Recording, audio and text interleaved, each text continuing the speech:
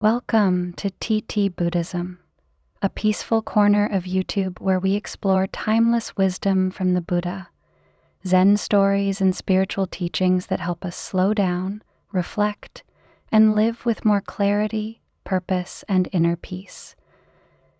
If you're someone who values mindful living, emotional freedom, and deep self-awarenessness, you're in the right place. Let me begin with a question. If today were the last day of your life, would you look back with peace and fulfillment, or regret and what-ifs? Too often, we spend our best years chasing after things that don't truly matter: status, wealth, approval, and accomplishments. We tell ourselves that happiness is just over the next hill, the next promotion, the next big purchase, the next milestone.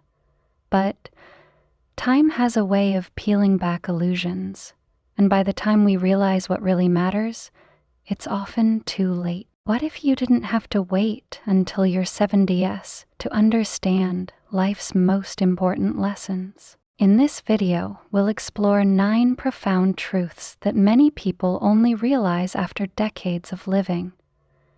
Truths rooted in Buddhist philosophy that can transform the way we live today. If you take these to heart now, you can avoid the most common regrets and step onto the path of inner peace, joy, and authenticity. These are not just lessons for the elderly. They are wake-up calls for anyone who wants to live fully, starting now. Let's begin. The illusion of status, what truly matters. For much of our lives, we are conditioned to chase status. From a young age, we're taught that titles, achievements, and recognition are the markers of a successful life. We pour countless hours into our careers, climbing the corporate ladder, trying to prove our worth to others.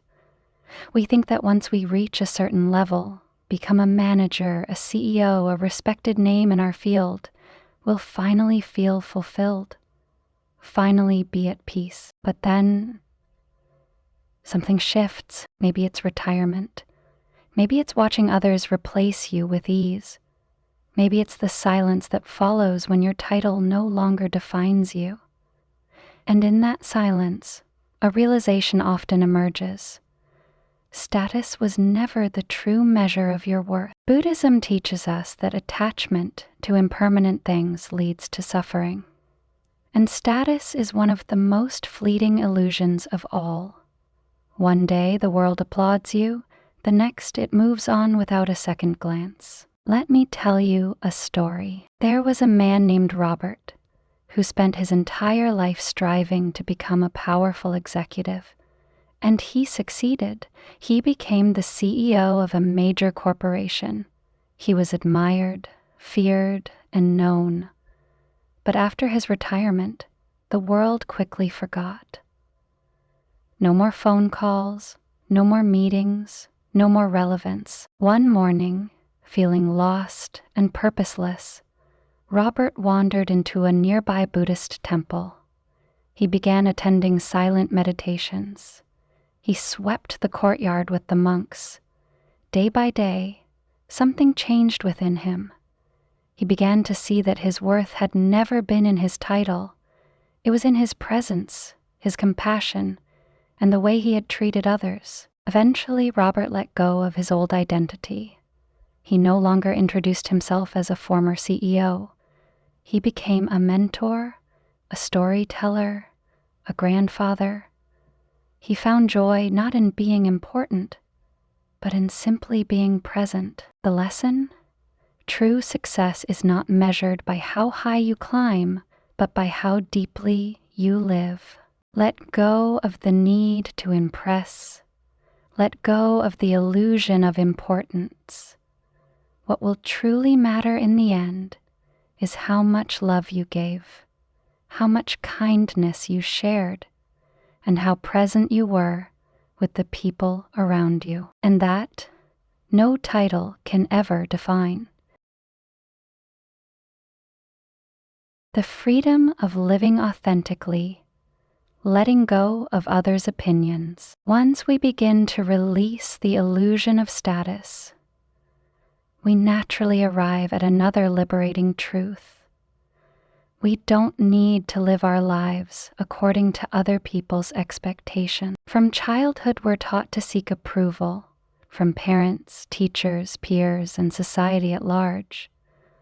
We adjust our behavior to be liked, to fit in, to gain respect.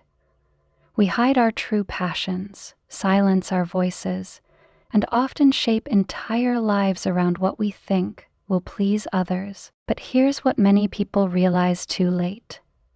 Most of the people we were trying so hard to impress weren't even paying attention. In Buddhist teachings, the concept of anatta, the not-self, reminds us that our identity is not fixed. We are not the roles we play or the labels we carry. Freedom comes when we stop chasing external validation and start living from the heart. Let me tell you a story. There was a man named Thomas who had lived his entire life trying to be someone in the eyes of others. He was the obedient son, the high-achieving student, the respectable lawyer. Every choice he made was shaped by what others might think. At a high school reunion in his late 60s, he arrived dressed to impress, eager to be admired. But as the night unfolded, something surprising happened. No one seemed interested in his success story. Old friends were too preoccupied with their own lives, health issues, family changes, unfulfilled dreams. And in that moment, it hit him. He had spent his life chasing approval from people who were never really watching. A few weeks later, Thomas made a bold decision. He sold his big house, quit his social obligations, and moved to a quiet coastal town. There he picked up woodworking, a childhood love he had abandoned for the sake of prestige. For the first time in his life, he felt alive, not because anyone admired him, but because he was living for himself. True freedom is not found in being accepted. It is found in being authentic. You don't need permission to follow what lights you up. You don't need applause to live with purpose. The moment you stop living for others and start living for yourself, you begin to breathe freely for the first time in a long time. Letting go of grudges, the hidden weight we carry. Once we begin to live more authentically, another realization often follows. Many of us carry invisible burdens from the past, often in the form of grudges, resentment, or unresolved pain, and we hold on to them as if they define us. But here's the truth. Holding on to anger doesn't punish the person who hurt us. It punishes us. Buddhism teaches that clinging to anger is like grasping a burning coal with the intent of throwing it at someone else. You are the one who gets burned. The past, no matter how painful, cannot be changed. But how long we choose to suffer because of it, that's up to us. Let me share the story of George, a retired school principal who had carried a deep grudge for decades. Years ago, he was betrayed by a close friend, a fellow teacher he once trusted like a brother.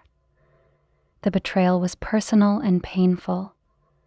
George vowed never to forgive him. Even after building a successful career and raising a loving family, the bitterness never left. Whenever that man's name came up, George felt a tightness in his chest and anger rising in his throat. The wound, though old, still controlled him. One day, George overheard his grandson shouting at a friend, "I'll never forgive you." The words struck him like lightning.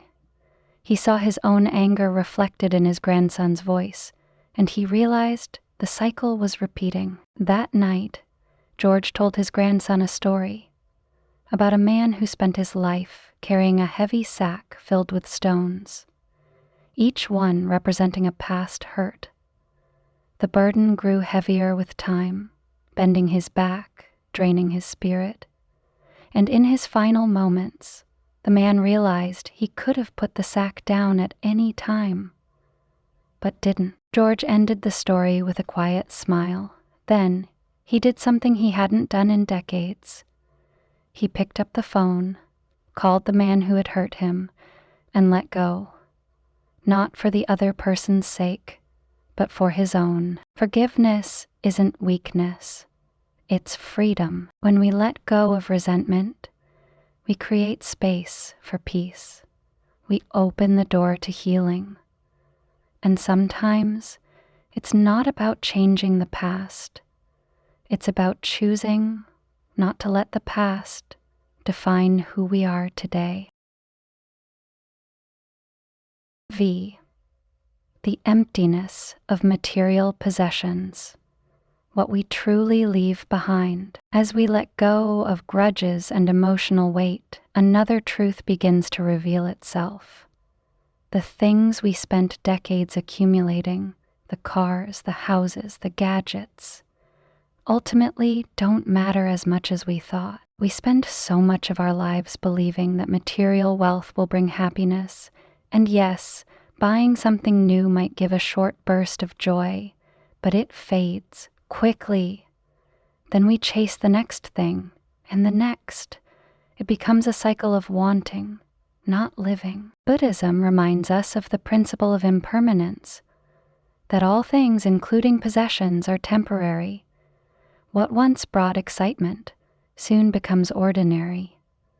And when we reach the later stages of life, the shine of luxury fades, while the warmth of human connection remains. Let me share the story of Henry. He grew up poor and made a promise to himself that he'd never feel scarcity again. He worked endlessly, long hours, no vacations, always focused on earning more. By his 50s, he had it all: a grand mansion, luxury cars, expensive art, and a bank account that could fund multiple lifetimes. But he was empty. One afternoon, he visited his old friend Samuel, a retired school teacher. Samuel's home was small, modest, no designer furniture, no priceless decor. Yet it was filled with something Henry hadn't felt in years: warmth, laughter, and stories. As they sat together, Henry stared at a worn old chair in the corner. Samuel smiled and said, "That chair has more memories than anything money can buy. My grandchildren curl up there while I tell them stories. My wife used to sit there every evening and sing." That night, Henry walked through his silent, pristine house and saw it for what it truly was: a beautiful museum of things, but not a home. Eventually, he sold the mansion, downsized, and began using his wealth to support education and help families in need. For the first time, his riches brought real joy, not through what he owned, but through what he gave. True wealth is not measured by what we accumulate, but by what we contribute. In the end, we don't remember the things. We remember the moments, the love, the impact. The most valuable legacy we leave behind is not what we had, but who we were. V. The trap of perfectionism. Life doesn't wait. After letting go of material illusions, we often face another deeply rooted mindset: the belief that we must wait for the perfect moment to begin. How many dreams have we postponed because we didn't feel ready? How many words were left unsaid? How many passions ignored? All because we were waiting for more time, more confidence, more skill. Perfectionism is a silent thief. It convinces us that we're not enough yet, that we must improve just a little more before we start living fully.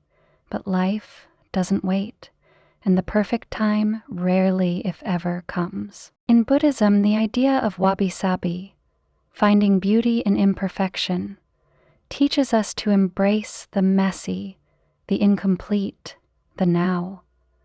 Because it is in the imperfect moments that life becomes real, raw, and meaningful. Let me tell you about Eleanor. From a young age, she dreamed of writing novels. She had notebooks filled with story ideas, characters, and dialogue. But she never finished a book. She always believed she needed to learn more, to become better, to wait until the time was just right. Decades passed. The drawer of unfinished manuscripts grew full, but her heart felt increasingly empty. Then, in her 70s, she received news that an old friend, who had always dreamed of traveling to Italy, had passed away, never having taken the trip. That night, something shifted in Eleanor. She sat at her desk, pulled out a half-written story, and began to write, not perfectly, not with pressure, but with joy. For the first time, she was creating for herself. Weeks later, at a family gathering, her granddaughter asked her to dance. Normally, she would have declined, but this time she stood up, took her granddaughter's hand, and danced. She laughed, she stumbled, but she was alive. Life doesn't ask for perfection. It asks for participation. Waiting for everything to align often means waiting forever. The cracks, the stumbles, the awkward beginnings, they're all part of the masterpiece. Don't wait to be perfect to begin. Begin, and let the beauty of imperfection carry you. The courage to start is worth more than the illusion of flawlessness. VI. The fleeting nature of time. You don't have forever. After realizing that life doesn't wait for perfection, another truth becomes painfully clear. Time is not unlimited. We live as though we'll always have tomorrow. We tell ourselves we'll chase our dreams next year, fix broken relationships later, take better care of ourselves someday. But someday is not a guarantee. Buddhism teaches that everything is impermanent, including the time we think we have. Every day that passes is a day we won't get back. The moments we postpone become the regrets we carry. Let me tell you the story of Arthur. He always dreamed of playing the piano. As a young man, he pictured himself composing music, expressing emotions through melody. But life got busy, career, family, responsibilities.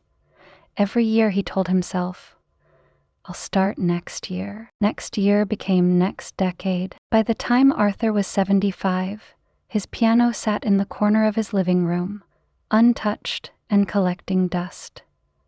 His hands, once strong and steady, now trembled with age. One evening his granddaughter came to visit, bubbling with excitement about her violin lessons. She asked, "Did you ever play an instrument, Grandpa?" Arthur smiled sadly and shared his forgotten dream. Without hesitation, his granddaughter said, "Then why don't you start now?" He laughed at first. "I'm too old," he said, but her innocent reply stuck with him. "You still have today." That night, Arthur sat at the piano. His fingers moved slowly, clumsily, but they moved. Note by note, something awakened in him, not just the music, but the realization that he still had this moment, and this moment was enough. We think we have time, but we don't know how much. That letter you've been meaning to write, that phone call you keep postponing, the dream you shelved for later, do it now. The future is not promised, but today is in your hands. Live like each moment matters, because it does. One day, the opportunity will be gone, but right now it's still here. Don't wait until it's too late to begin truly living. VI. Relationships over achievements. what truly endures. When we understand how fleeting time is, our priorities begin to shift.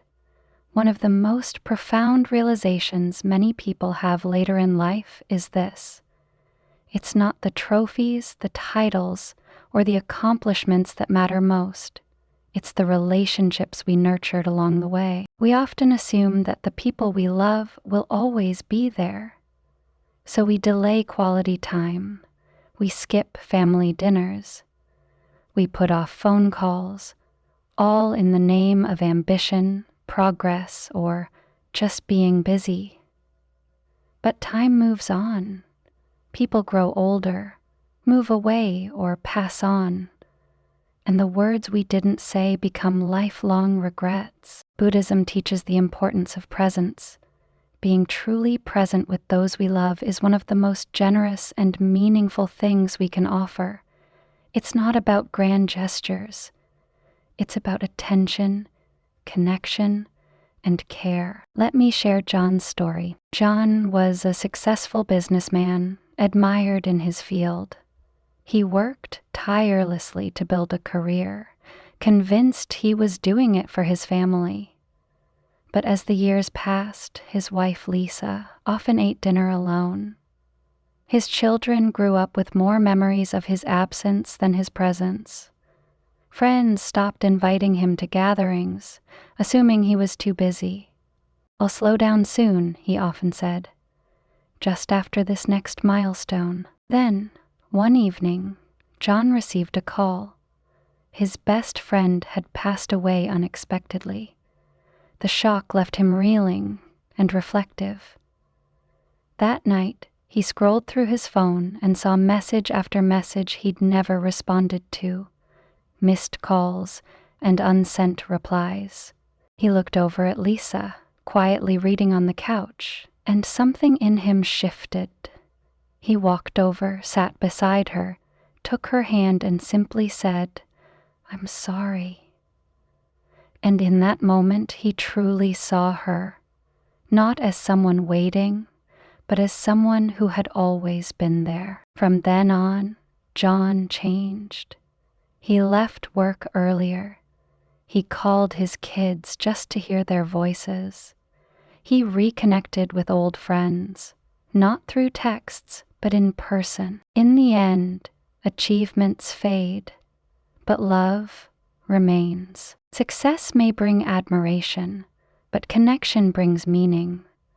Don't wait until the people you love become memories. Show up for them now, because when everything else is gone, it's the love you gave that will still echo in the hearts of others. 6. True happiness comes from within. Stop searching, start being. After all the achievements fade and the relationships we cherish take center stage, we come to the final and perhaps most powerful realization of all. Happiness was never something to chase. It was something to uncover within. We spend so much of our lives looking outward for joy. We think, "I'll be happy when I get the job, when I buy the house, when I travel, when others finally recognize me." But each milestone, while exciting at first, eventually fades. The satisfaction is temporary, and soon we're chasing the next thing. Buddhism teaches us that true happiness doesn't come from external conditions. It arises from the mind that knows how to be present. When we stop clinging to expectations and simply allow ourselves to be in the moment, we discover the peace that has always been available. Let me tell you about Margaret. Margaret spent her life achieving.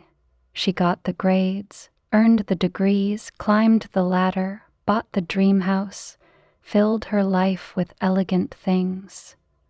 But still something felt missing. At night, despite all she had, she would lie awake with a quiet sense of emptiness.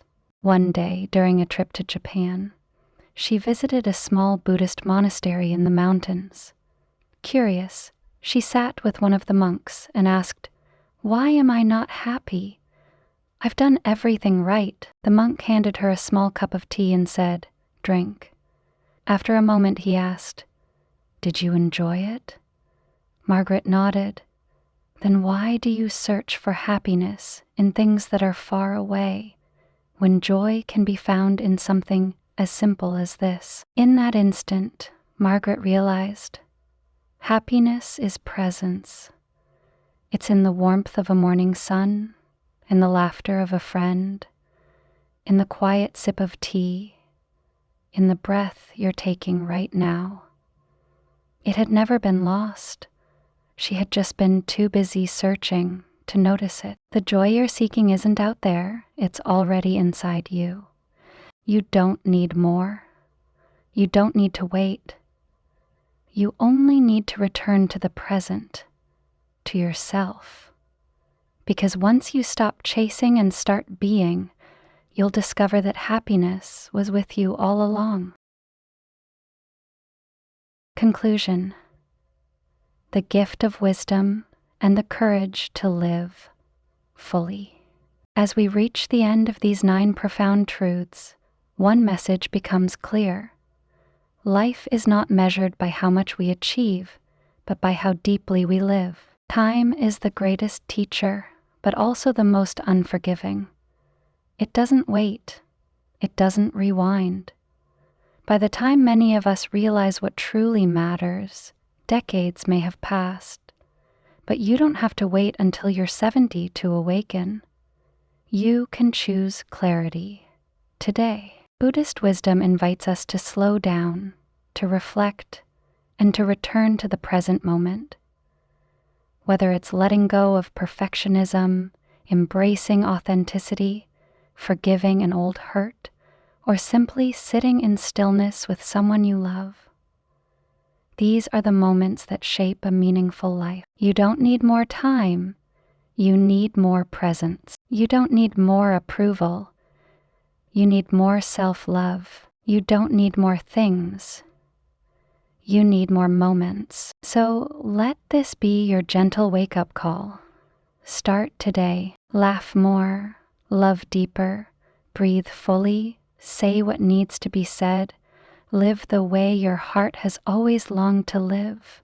And remember, happiness, peace, and freedom aren't found in the distance. They are found in how you choose to live this very moment. Thank you for watching and spending this time with us at TT-Buddhism.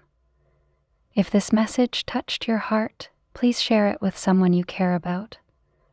Let's spread this wisdom to those who need it most. We'd love to hear from you in the comments. Which of these truths resonated with you the most? What is one thing you'll begin doing differently today? Don't forget to like, subscribe, and turn on notifications for more soulful content. Together, let's walk the path of mindfulness and meaningful living.